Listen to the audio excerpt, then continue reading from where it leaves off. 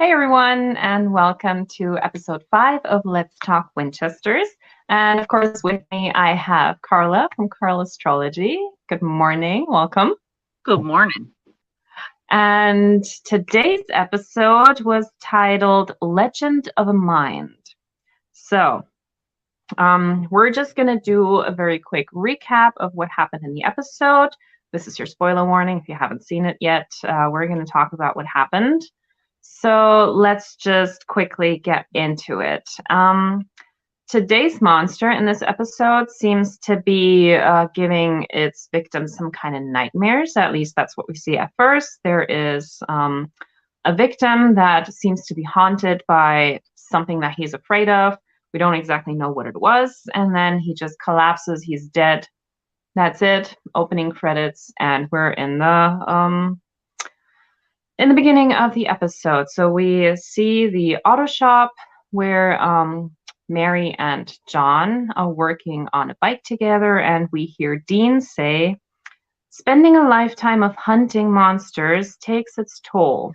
There comes a time when you gotta let out that pain inside you. If you don't, it'll eat you alive." Yeah, it would have been nice if any of the Winchesters would have kind of dealt with that, but none of them did. So it's kind of ironic that Dean says this kind of thing. But I guess he's talking from experience. So yeah. So yeah, John and Mary are working on this motorcycle that Millie at one point gifted Henry as a birthday present. And they are having a moment while they do that. And it is very clear that John is trying to make his first move. But Mary is kind of shutting that down by saying as soon as she retires from hunting, she's going to leave the town. She's going to leave Lawrence. She can't stay there, but she doesn't give a reason why. So we have no idea what even got her to this revelation. So John, of course, is disappointed, but he does something that I actually really like. Oh my God, Deanna's here. Hi, good morning. Good morning. And yeah, so he has this really good talk with his mom, and of course she knows that John likes Mary, and she says, "Yeah, she's good for you," and and he gives her the "oh no, we're just friends" kind of talk. Like, yeah, when is that ever a thing when a guy says about a girl, "we're just friends"? So. And he's still like they go a little bit into his like she asks him if he's okay, talking about the PTSD stuff, and he completely dismisses it and says, "Yeah, I'm fine. It was just like a memory of Murph and everything." So we know that he's definitely not dealing with these issues, which we will then later see in even his parenting style and how he goes about things. So yeah, I mean, and that's the kind of thing that is a little bit weird for me to see, because John and his mom, they actually have a really good parent-child relationship where they openly talk about things. And his mom is very perceptive when it comes to her child. But having all of that, why is he completely ignoring all of that with his own children?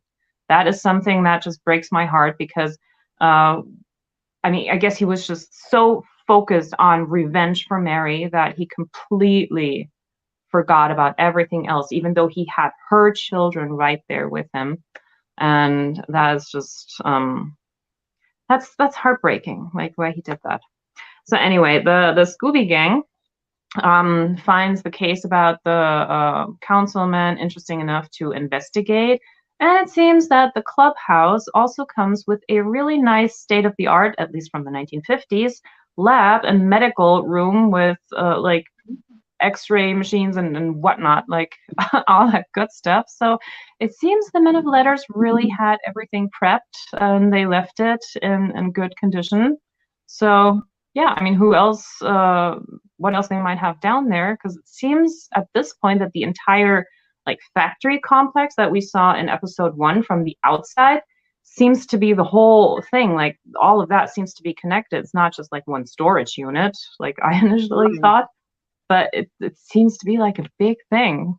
And that's amazing.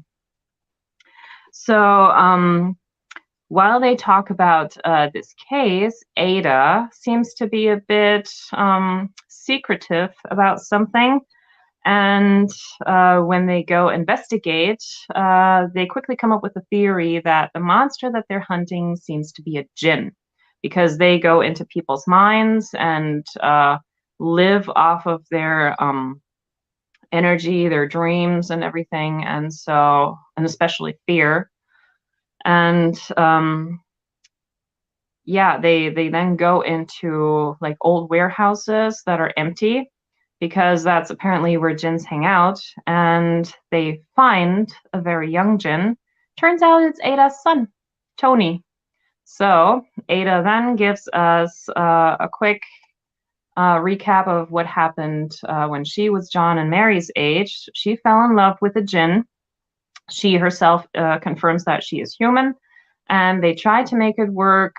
She went against her better judgment, and she fell in love with him. They had a child, but even though Tony's father tried to be good and tried to be helpful to people instead of just feeding on them, eventually the hunger was just too big. He couldn't control it. And however, Tony, he is able to control that. He is one of the good guys. He goes into people's minds to help them. And he is a very key component to figuring out more of the plan, because he actually noticed that there's other monsters hiding in people's minds, which is the Akrita. Yep. So now we get a first glimpse into how they are starting to take control. It's not just by killing people, but it's also by getting into their mind and controlling them, getting information or whatever kind of thing. And Mary, and she's gone. Okay, so we'll just continue until she comes back. It's probably some phone issues. So Mary eventually gets attacked by the Akrita, by one of those monsters that to me looks like a mix of praying mantis and Venus flytrap in a way. So they have to deal with it, and now she's coming back. And there she is again. What happened? What do you Someone think? call? Oh. Oh my God. People, stop calling Carla. We're doing a live stream, okay? Thank you very much. And Shaw Woman is here. Good morning. Hi and welcome. Thanks for hanging out with us. By the way, do you in the chat, do you watch the Winchesters? And if so, what do you think about it? So yeah, Tony and John, they go into Mary's mind to try and pull her out and save her, because it also turns out that the Akrita, they leave something in the back of the head of their victims, and that can only be found and destroyed in the Mind Palace. And so they end up doing that. And in there, we get another really good piece of information about Mary's past, because when she was 5 years old, that's the time when she was told by her family that monsters are real, and one day she's going to go and have to hunt them and kill them. And so we saw a little girl sitting in her bed, terrified, with a knife in her hand, afraid of going to sleep, because that's when the monsters come out. And yeah, old Mary, or older, 18-year-old Mary, tried to console her and be like, you know what, I'm going to make this all right. I'm going to make sure that you get the life that you wanted to have, which we know she doesn't, but at least points for trying. Mm-hmm. And so now all that's left was putting the puzzle pieces together. And they, like Carlos, he actually found a lot of things. They missed the part where they explain why they were looking for all these things, but suddenly the whole table was full of paperwork, and all the things, all the files had one name on it, and that was Roxanne, the DJ that we already know is the leader of the Akrita. So we're now in episode 5, and they have already discovered who they're dealing with. So We'll see what happens now. And Shaw Woman says, I haven't seen it, but I've seen loads of ads and wonder if it's any good.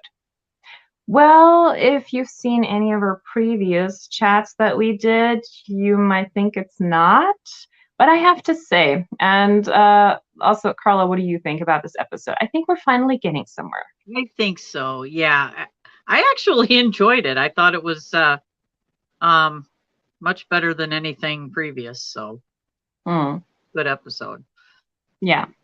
But of course, in the end, when then Mary realized that she does have feelings for John, and she goes to tell him, and what does John do? He pushes her away and says, yeah, no, you should definitely leave town. And hey, let me give you my dad's motorcycle so you can get even faster away from me. Yeah. Shawn says, from the description, I thought it might be a tad boring. I think the boring part is not what disturbs me most. It's the not staying true to the original story. Right. Absolutely. Yeah, there's a lot of I don't know if there are mistakes because Jensen Ackles, that the way in which they're doing this, like it's all on purpose. And so I have 3 different theories at this point how they might turn this whole thing around, because we know from Supernatural that John isn't a hunter until his wife dies. Right. And yes, and that Hollywood, it's. But it seems they don't really have a lot of money for CGI, because that's one thing that I was wondering. Like, even if Tony is only half Jinn, but when he's doing his thing, like the Jinn, they were lighting up and all that stuff. They didn't do that. So production money, production must be a bit small. So, but they're doing the best they can, I'm sure. So, 3 theories. One we've already talked about, and that is the whole wiping the memory thing. Yeah. And I think I would even go a little bit further in that and think that it's probably one of those like Men in Black giving them a different memory kind of thing, because Mary would also have to forget that John was ever a hunter from how they play it in Supernatural. So I guess the whole thing would have to be kind of altered in a way so that Mary remembers hunting with her family and they remember having a relationship, but everything else, Akrita and stuff, that has to go. Maybe that might happen when they defeat the Akrita. Maybe then the whole memory of it just goes away and everything that was connected to it. Yeah, I think it's almost like a strength of character is possibly, maybe at the end they might decide who needs their memory wiped more. Yeah. Another theory that other fans seem to favor as well is this is not our Earth. This is actually one of the different Earths, because we know that Chuck has created multiple versions of everything. So it could all be happening in a different universe. Oh my goodness. But does that really make sense with Dean writing the story then? Maybe, and that would be my 3rd option, that Dean might actually be in heaven writing this, because we know that the Impala has the original license plate on it when he goes to heaven, which he also did in the 1st episode when we saw Baby. I don't know if the license plate is an actual indicator, an Easter egg, or by accident, but given how many Easter eggs actually were in the 1st episode and they still put in, I don't think they would leave that up to chance. So maybe he's killing time in heaven and writing the story the way that he would have liked it, maybe romanticizing the whole thing a little bit until Sam gets there. Wow. Oh my gosh, yes. Those are good theories. Yeah. And we'll see if it's one of the 3. I mean, the whole different universe, that wouldn't really make sense with our Supernatural as we know it, because then, I mean, they have brought other people over, and it in that moment, Dean couldn't really be dead. Well, yeah, he can be dead because it happened in the past, but that's just, I don't know how to put those pieces together. So yeah, at this point, I don't know which theory I favor because they all seem to have some possibility to them. I like Which the one would third you one. favor? I think that that one would like have me going, oh gosh, yes. And then if they could get, not Jensen, what's Sam's real Jared. name? Jared. Jared. Jared Padalecki. They could get him, for maybe the last episode. I don't know if he's actually coming back. And Sonia is here. Hi. Welcome. And I like if that's really like him in heaven, I was thinking maybe because I didn't really pay attention to the clothes that Dean was wearing, if that was actually the outfit from heaven from the last episode. And maybe they might just replay the scene on the bridge. Not really getting the actors back together, but just using that scene and kind of leading up to it, showing him driving onto the bridge, and then we know what happens next, kind of thing. Maybe. I don't know. That's true. They could still do that. I hope that's the one. That's the one that like makes me feel real good about everything so far. Yeah. We'll see. But yeah, with each one, I still have questions of like how would they fill in certain things. So not sure.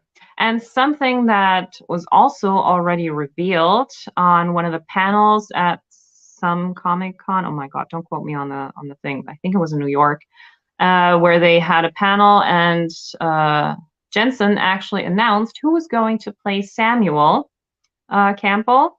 And it is someone that he has known for quite a while, and it's Tom Welling. Mr. Smallville Superman is going to be Samuel. The funny thing is he also played Kane on Lucifer.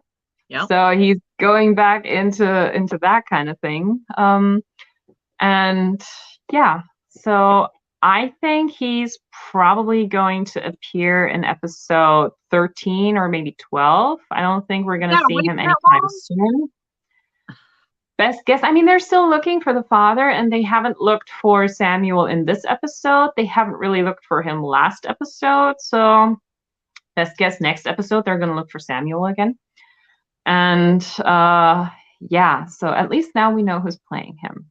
Right. But it's like the casting choice. I know it's its own show and everything, but I still see the cast from Supernatural, and that like those two don't really look alike or anything. Like it's weird imagining that's going to be.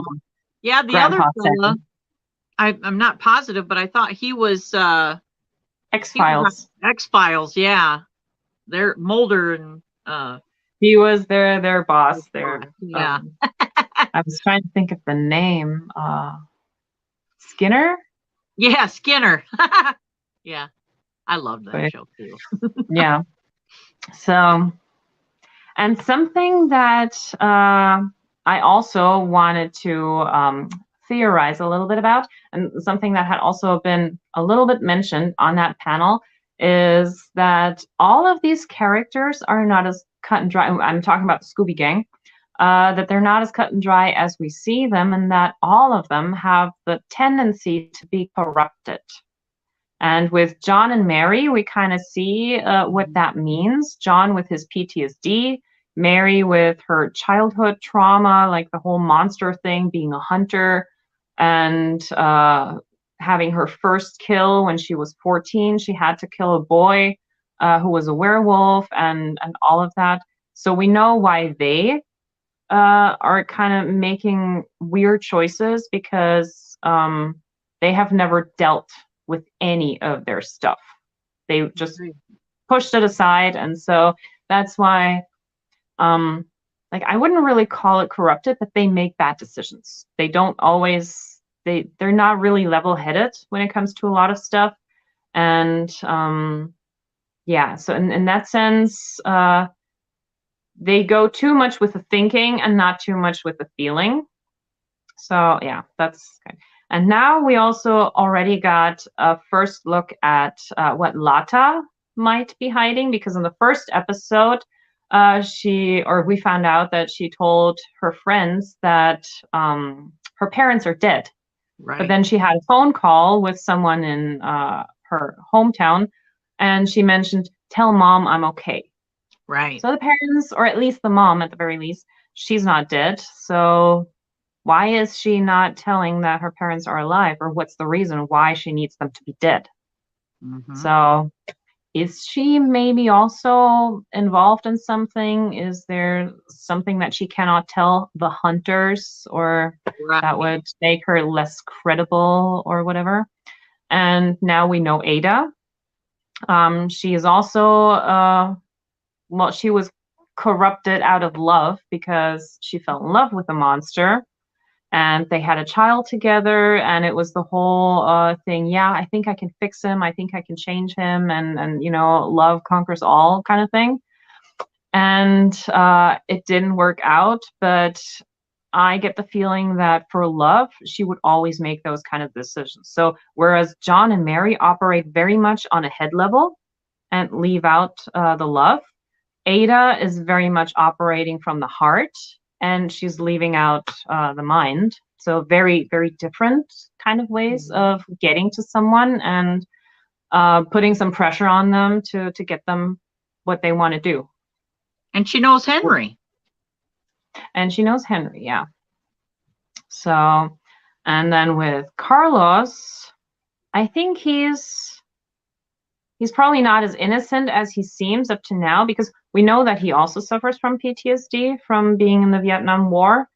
And we also saw that he dealt with it by going to therapy. But I think there might be something that he is also not telling everyone. So I just get the feeling that each of them has some kind of secret that will come out at some point.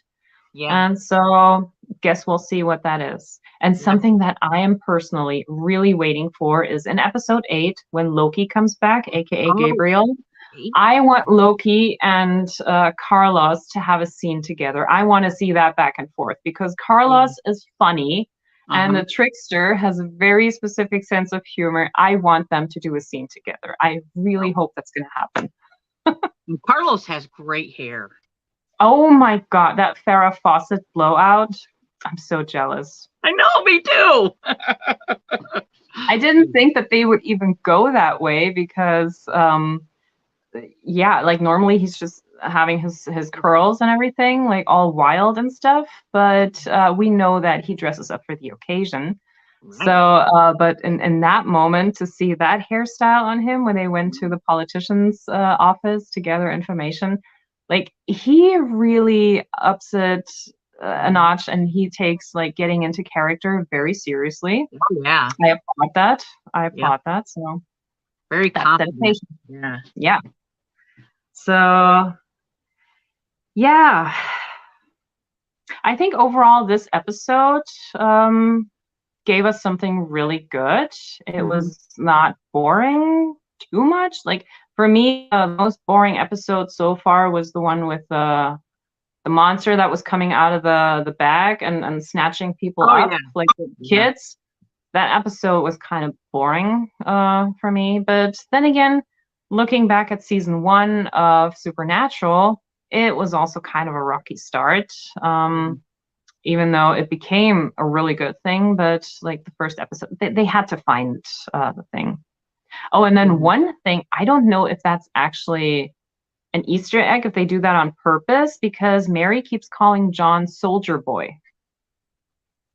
And I don't know if that's because he was a Marine, or if that's a hint to Jensen playing Soldier Boy on The Boys, which is also another Eric Kripke show. So I don't know, like they're kind of playing around with things, and I appreciate those things. I could see that's Jensen's sense of humor right there. Yeah, putting those things in. So, yeah. I hope that from here on out, it's gonna get a little bit better. We also saw at the very end that the Roxy DJ lady, she pretty much put a target on the Scooby Gang, and when they noticed that corrupting Mary Winchester, no, not Mary Winchester, Mary Campbell, failed, she said to her, the person working for her, that make sure the hits keep on coming. So from now on, we know that the Scooby Gang is going to be a target, and it's going to get a lot more personal. And yeah, maybe if they can't get to the actual people in the gang, maybe they will go after their loved ones. I haven't really looked into whatever happened to Millie and if she's going to be around for a long time or not. So, do you remember the song that was playing at the end too? Yeah. Oh my God, I forgot what the lyrics were. I put a spell on you. I put a spell on you. Yeah. Yeah. And yeah, and while they were playing that, we saw all 5 of them standing together at the table. So they're definitely a target. So they're gonna try to get to them. Of course, you have to get out the strongest players in order to win the game. So you don't have to worry about the weak ones if you play. So yeah, you gotta put them checkmate. Yeah. Yeah. So I'm more hopeful now for the remaining episodes, but with all the cancellations that have been announced on the CW network, I really don't know if this show is gonna be picked up, and we'll just have to wait and see. I still think it might not be a bad idea to just wrap it up with episode 13 and just leave it at that, because I still don't know what the point in telling us the story is, because we already know the backstory of the parents. We even had that in season 12, episode 1, when Mary came back from the dead, and Dean was telling her the story of how she and John bumped into each other in front of a movie theater. But in that version, she was actually watching a movie. In Winchester's, she just got there for the snacks. But yeah, that story was already told, and they fell in love, and all of that. And yeah, so there's no extra value for me here in seeing this story. The only thing that makes this very clear is what kind of shitty parents they were. Yeah. Because, yeah. Almost like hoping for something. Jensen must be, there's got to be like a big reveal, something that we can take away and go, oh, well, hell, I didn't know that was going on. You know? That's what I'm hoping for. And maybe it's something to do with the Men of Letters that maybe they didn't go into it or something. I don't. Excuse me. Yeah. Because something that also Dean said to Sam when they were in some kind of, I didn't find the episode where that actually happened, but they were watching Mary in the past having a phone conversation with John, and it turns out that they had a fight, and John even moved out for a few days, and that happened when Dean was around 2 or 3 years old, before Sam was born. So the relationship was not always as roses and unicorns as they made it out to be. And Dean even said it became the perfect marriage after the mother died. So once she was dead, he just put her on this pedestal, and he was just so focused on revenging the love of his life. And that really changed even his memory of the relationship, because suddenly all the bad moments were completely gone. It was only like she was the holy saint, it seemed. And in that sense, she also became this perfect mother for Sam and Dean that unfortunately died way too soon. Mhm. But when she came back and we were wondering why she was so distant in season 12 and 13 and stuff, but now we know that this is always how she was. Right. I mean, at least it's Mhm. giving us that understanding of her. Right. And I have to say, I was really glad when I saw Dean, the old Dean, standing up to her and showing her the door when he was like, he was actually doing what his grandma said, you know, talk about this kind of thing, or what he narrated, like if you don't talk about it, it eats you up. Mhm. And she was not taking that seriously and said, hey, I'm not just a hunter, I'm also your mom, and you're not a child. And he said, I never was. And that was because of their parents. They Yep. basically screwed all of that up, Yep. not on purpose, but they did. I mean, everything, every choice led to that. So, Yep. yeah. Hmm. So at least we understand the parents a little bit better and we know why they did certain things. Right. But it's still sad to see. It's like looking at it through rose-colored glasses and then taking them off and seeing it for the reality. Maybe that's what Mm, he's trying to do. I like that yeah. too. Definitely. Oh, and you pulled a card for this episode. What did you pull? I pulled the judgment card. Yeah, and that is Adam as Michael, or Michael as Adam. Which one? Either way. So yeah, I think the Judgment card is very fitting for this episode because that is the place where we go from, at least in the Golden Dawn, where we go from the earthly kingdom into Hod, and that's the intellect. So we saw in this episode that a lot of decisions, everything was just so intellect based and not really coming from the heart, at least for John and Mary. And yeah, that card really resembles that episode very well. I think it did too. The Yeah. revelation of Ada and her son, Mm-hmm. like, what? Why didn't you ever tell us? Yeah. Because some things you just don't need to know. Need to Hmm. know basis. Yep. Yeah. Well, hopefully next episode will be at least as good as this one. I hope so. So, yeah, I'm curious and maybe someone will join us again next week. So, until then, thank you to everyone who was hanging out with us. Deanne, Sonia, Shaw Woman, thanks very much. And thanks for everyone who's watching the replay. Have a good weekend and see you next time. Bye.